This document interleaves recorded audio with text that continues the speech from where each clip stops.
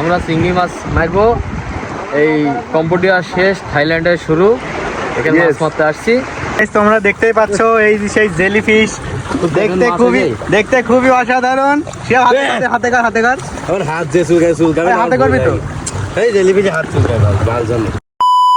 আসসালামু আলাইকুম গাইস, কি অবস্থা সবার, কেমন আছেন? আশা করি সবাই অনেক অনেক ভালো আছেন। আলহামদুলিল্লাহ আমিও অনেক ভালো আছি।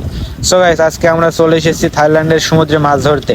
এন্ড গাইস, আমরা কি কি মাছ ধরেছি সবই থাকছে এই ভিডিওতে, তাই ভিডিওটি স্কিপ না করে সাথেই থাকুন। আজ দেখি রুই, কাতলা, ইলিশ সব ধরবো। জালে তো মাছই বাঁধবে না। তুই কি জানিস? আজকে মাছ উঠবেন তো জালে? ইনশাল্লাহ আমরা চিংড়ি মাছ মারবো। এই কম্বোডিয়া শেষ, থাইল্যান্ডের শুরু। এখানে মাছ মারতে আসছি। কিছু পরিমাণ মাছ ধরবো, ধরার পরে আমরা লাল করে আর কাঁকড়া পালে তো মিস না। হ্যাঁ ঠিক আছে, আজ খালি কাঁকড়া হবে।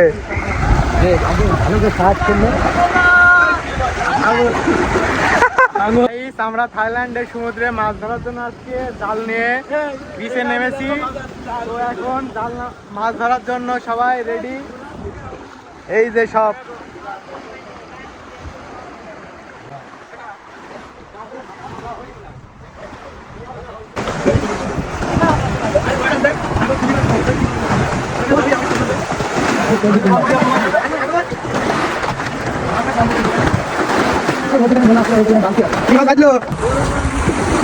ওয়াও, কি কি মাছের ভিতরে?